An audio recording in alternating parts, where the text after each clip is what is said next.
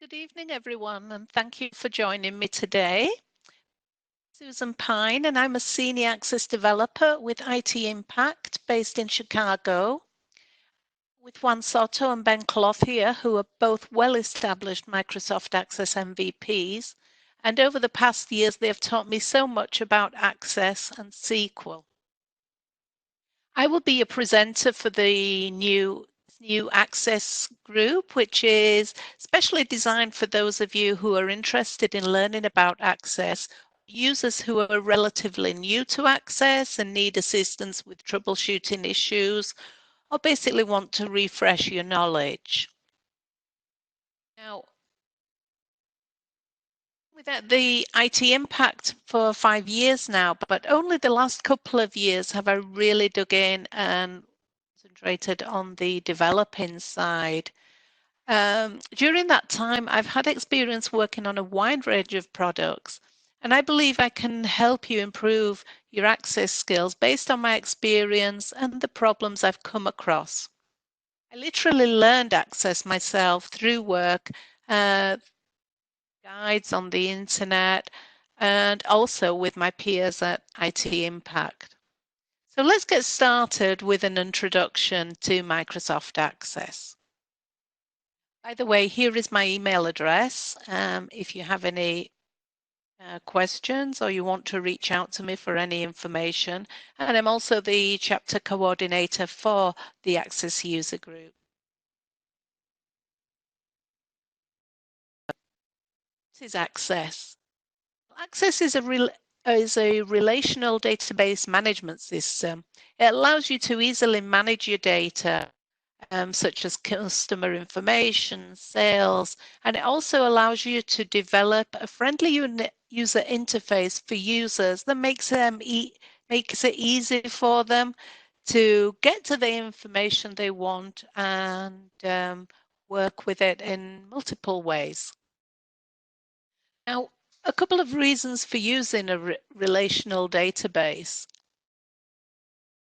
Firstly, it removes the repetition of having to repeat text values, things. So, for example, in an Excel spreadsheet, let's just go to this next slide.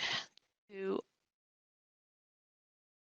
second, if I get to this next slide, it'll be easier for you to understand what I mean. This slide. Here we have an Excel spreadsheet, and you can see here that you have multiple rows and the columns are distinct for particular data. So what happens? You have all these companies, you have the contact names, the emails, phone numbers.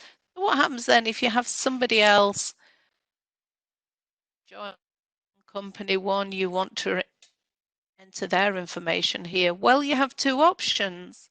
You either create another row with the new contact name and then have to repeat all the data information for the company, or you have to start inserting new columns for contact 2, contact 3, another column for their email.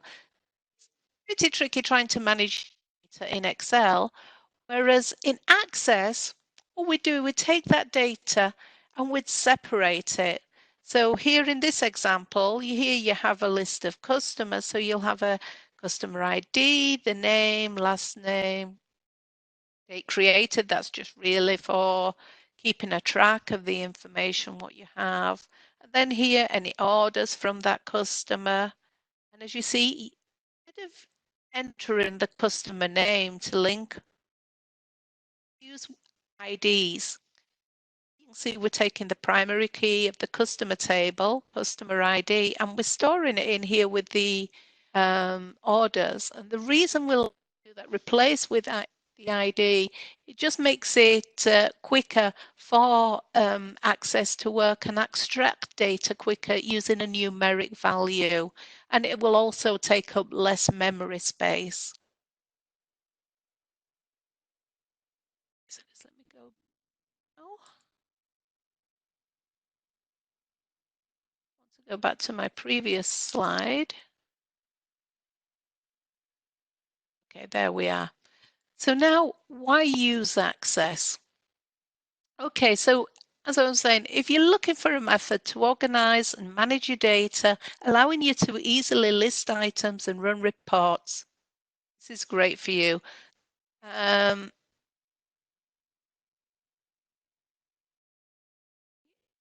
lost some information that I want.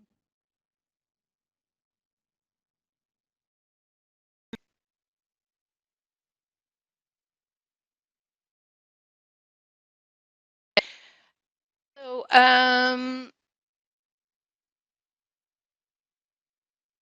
just bear with me a moment. Still my notes. Okay. You may be overwhelmed at first with the thought of learning about Access and the code that's involved and how to organize your data.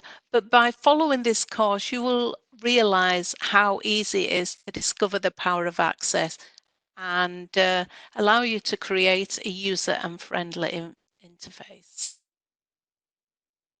Just move. Here's just an example.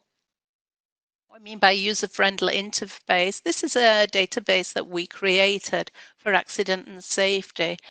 As you can see here, this is the dashboard, which is the screen that a user would first see when the system launches. Say, okay, who you are, well, you're logged in, and then here we have all these are actually buttons that you will click on. Now you'll see all this better as we go in and developing. It's just to give you an overview of what you can expect from an Access database. So you can click on these buttons and they will launch the tables. You can have important information that's visual for the users on the dashboard. And then, as I say, clicking on here, we to click on the training queue, and there you go. It'll bring you to the training queue, give you all the information you need. Okay, so let's now open up Access itself and take a look at the actual interface.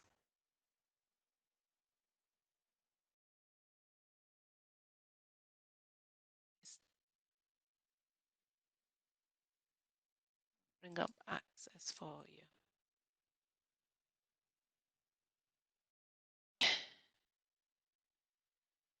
Oh, you can see, just let me see if I can move this. You can't really see this. Let me move this down a bit there. That's better. You can see here along the top, we have the database name, and here we see the location of the file and the format, which shows us the version of Access and file it can be used on. So as you can see here, this is the path for the location. The file name is Northwind. It's a CCDB format, and this can be used, file format that can be used from Access 2007 2016. Now, later on, we'll review how you can actually modify this to change the name to suit your needs. You can put something a bit more pleasant to the eye, easier to see. Over on the left here, this is where we have the key toolbars, and this can be modified to display the tools which are most often used, just like any other Office program like Word and Excel. What you would do is you would click down on this drop-down window. And this is showing me what I have there at the moment. I have the save, the undo, redo. Okay, so what about if I want to have a refresh all up there? Click on that button and it will bring that up. The reason these are grayed out at the moment is because I haven't actually got anything open in Access. But as you see, as we go on and we'll open tables and forms, these will light up when they are relevant and they can be applied to what. Okay, and then there are a lot more commands here. If you go into the more commands, I'll open this bigger now. Close that, I'll open Access big. And we'll go into the more commands. And here, these are all the different commands and styles that you can use to add. Now, as a developer, we use VBA a lot. That is something I would like to see here in the code. So what you do is you look here and wait that button, which is on the Database Tools tab. And here you have Visual Basic. And I can just add that in there. And another one would be the linked tables I'm going to add. It's on external data. Don't worry about this. We're going to go through all these over time and you'll learn more about these buttons. Just basically now I'm just showing you how to modify the bar on the link table. I'm going to add that. There you see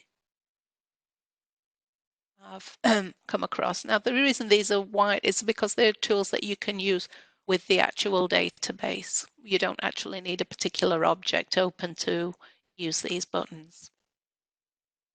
Okay, so now what comes next? We have the ribbons here. You probably is in any other Office application such as Word and Excel.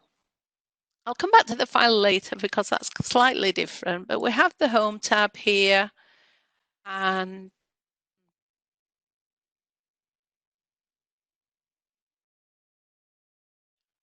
the Create, External Data, Database Tools, and the Help.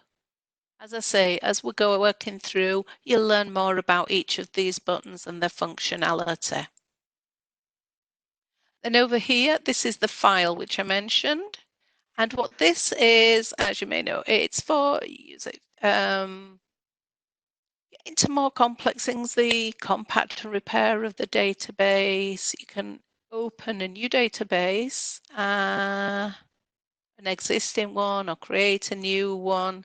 And you'd also get into your access options, which is here. This is again taken. This was with the window that popped up when I was adding the quick tools, the bar. You see here the quick access toolbar.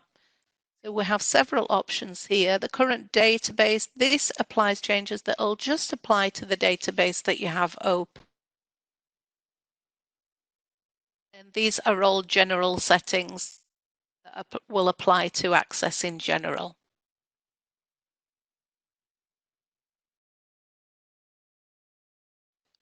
Here you'll see the navigation bar on the navigation pane, sorry, on the left.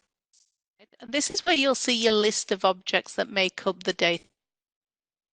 And they're broken down. I have them at the moment broken down into the different object types. Let me expand this window just by clicking, move your cursor, and when you see the double arrowed arrow, you can just click and open up that quite easily. So here we have all the object types, the tables. Now, the tables is where the data is stored. And the data in Access, this is stored in its own format based on the AccessJet database engine. And you can also import and link directly to data stored in other applications such as MySQL, SQL Server, and Azure databases. And that, again, we will cover later on. As I mentioned, a database is built up of multiple tables that are connected to each other by relationships. So one of the main factors you need to consider before you start building a database is to fully understand the purpose of the database, the type of information that you'll be storing, and how that data is going to be linked to other tables. Okay, so this is, as I was saying, the tables. And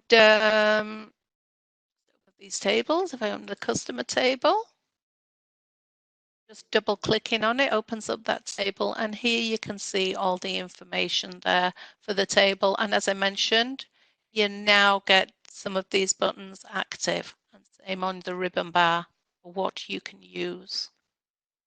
By double clicking, it opens the table that you can see all the data in.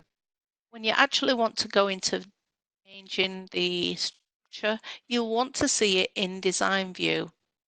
So you can either go onto the tab above here or over the table itself, click, and you will see a design view option. In design view, this now tells me more information about what the structure of the table is.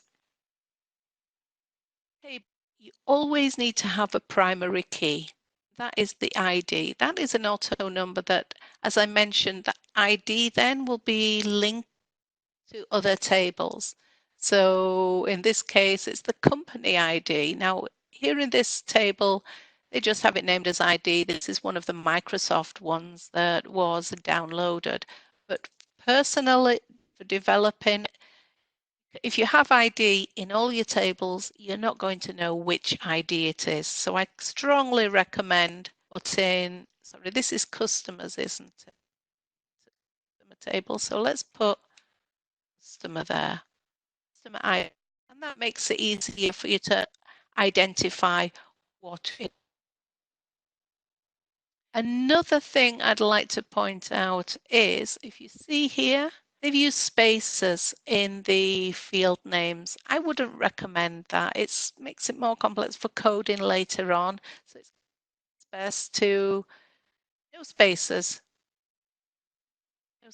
between the field names. Like that. Still clearly used by capitalizing the first letter of each word. It makes it easier for you to read. And it just makes it better for coding, as I say, to have no spaces and also no special characters. So I wouldn't even put a backslash in there. I would just leave it state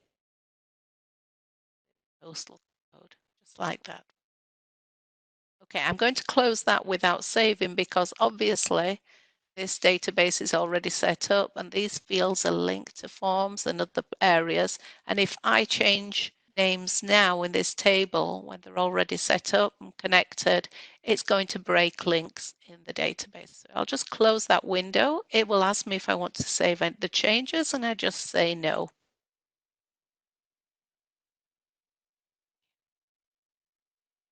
Then we have the other objects. Go through the other objects.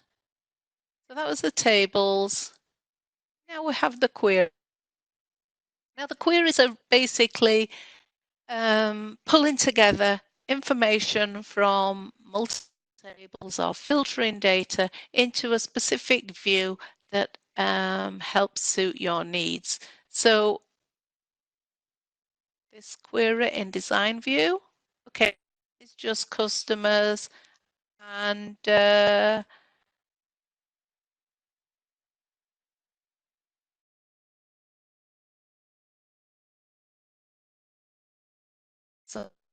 to build mode so we can see this better. Okay, so what it's saying here, if the last name is null, if the first name is null, company name.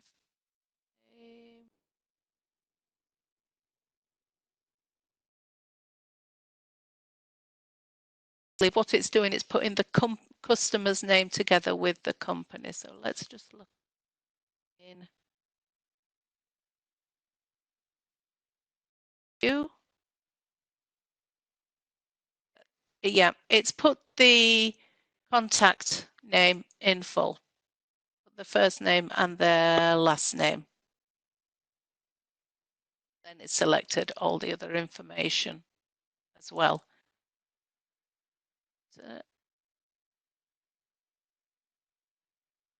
So here in this case, pulling information from multiple tables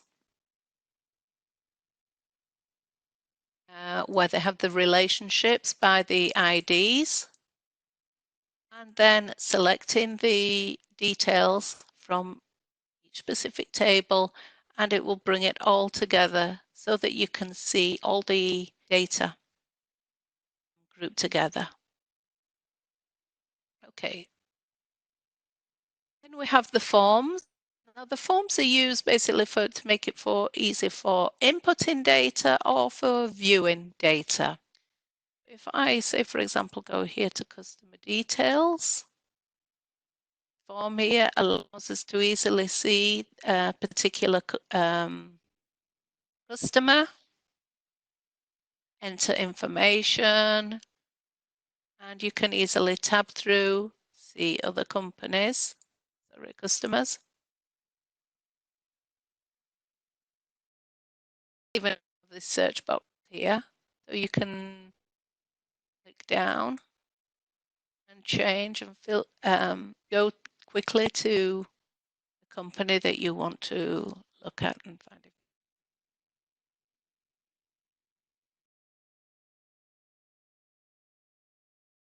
Reports, and these are basically for outputting data.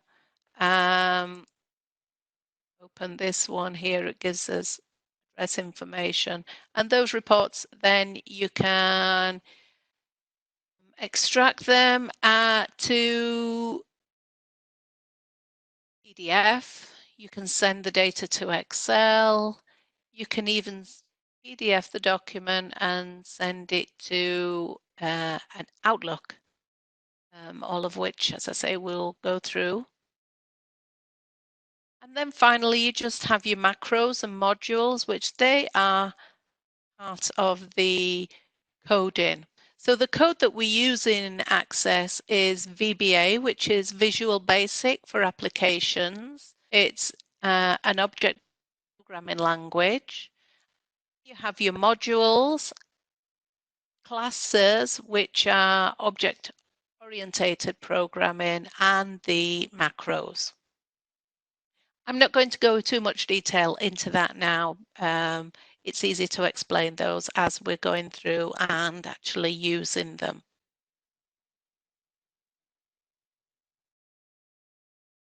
Okay, so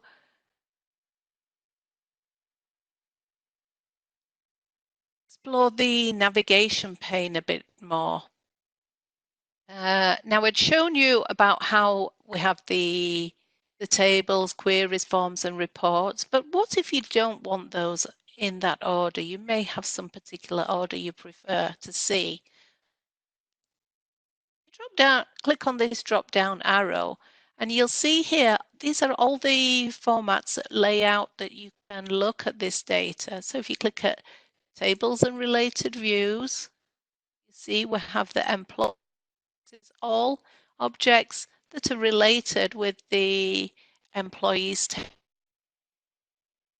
Again, with shippers, you've got your shippers table, and then these are all objects that are related to using that. And another favorite of mine is the, sorry. Okay, so it's categories. So here they've already called the category Northwind traders. And what they've done is this selected groups and specific objects in the category that it's related to. Now, say for example, I want to take this one, decide, no, I prefer that to be in the inventory and purchasing. All I'll do is click on that file, drag it down, and there it goes into inventory and purchasing. Now, if I just show you Access itself, let's go to a blank database. Okay, now if I go here, we've just got one table. If I click on here for custom, this is how you will see it in Access. You just get custom group 1 unassigned objects. So let's take a copy of that table, copy of one.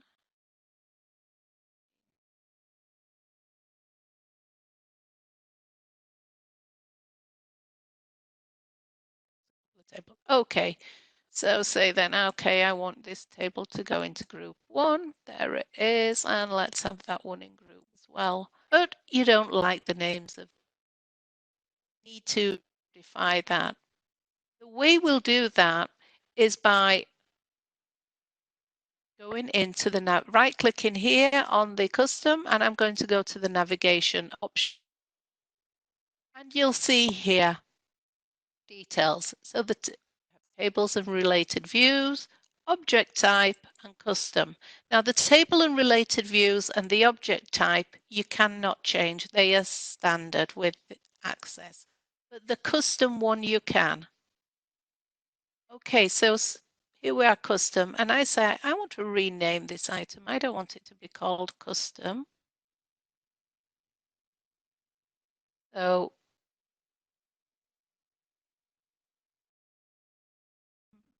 um,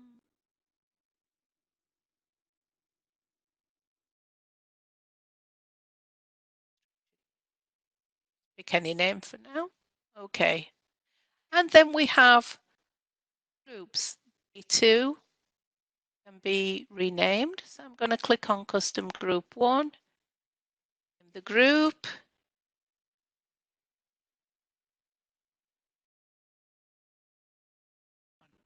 Okay. The unassigned object, you'll keep that one because it's always handy. That's where all the leftovers will go. But you can actually name that. No, we can't. Sorry, we can't rename that. What we can do is add a group. Okay. Let's call you new.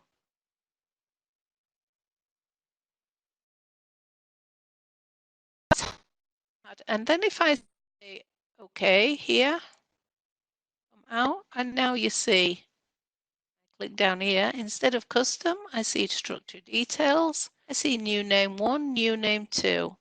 So I'm going to put that one now into new name 2. It's how you can easily manage data. And the other options that are available are the created date and modified date. So the created date is when you actually first created the objects. Obviously, these were all created today, so they're all got today's date. And then you have the modified date.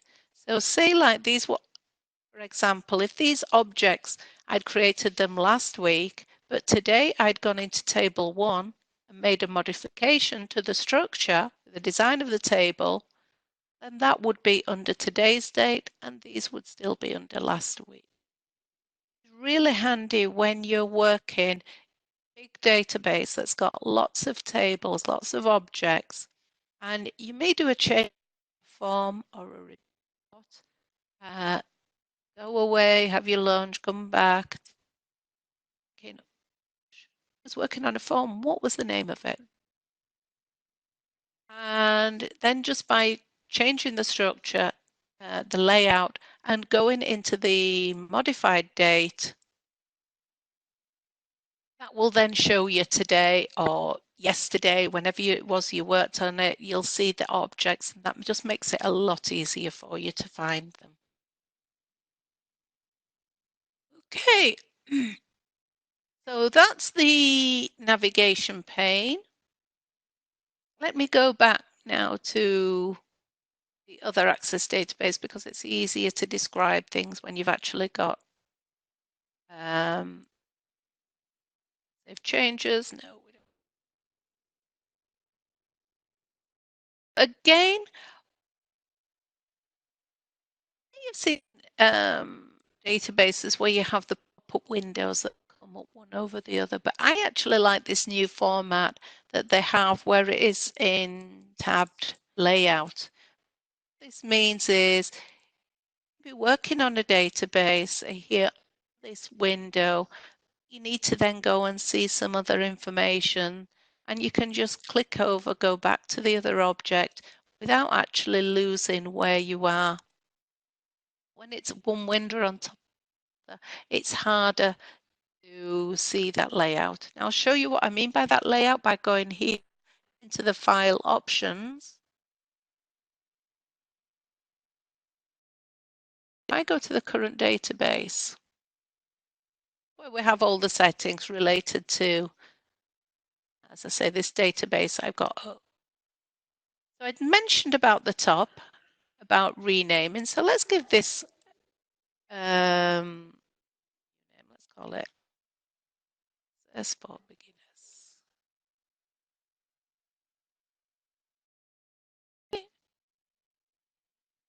Changes won't apply until we close the window.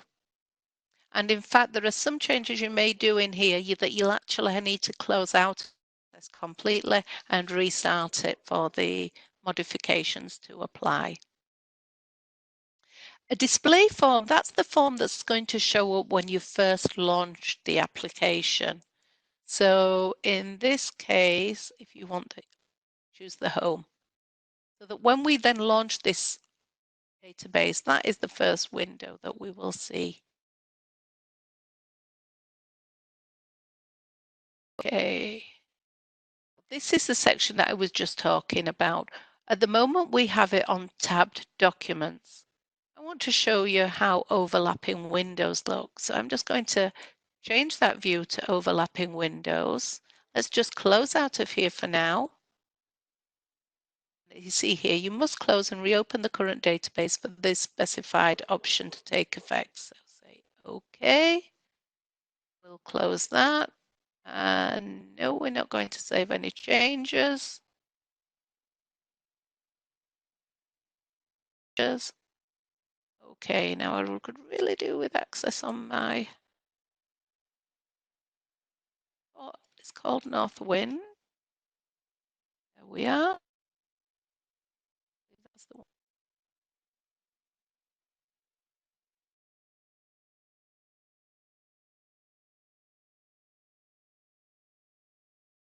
On the file I was on.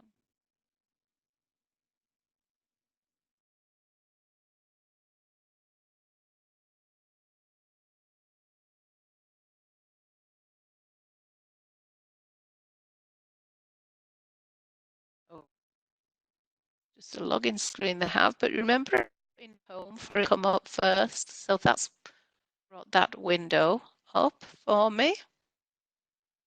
And if I just reduce this, you can now see that heading's changed and we now have access for beginners there. Now the other thing I would change was the windows, that is pop-up windows. So we've got the window there. If I now open another form, there we go, and another, and another, and the form is basically all on top of each other.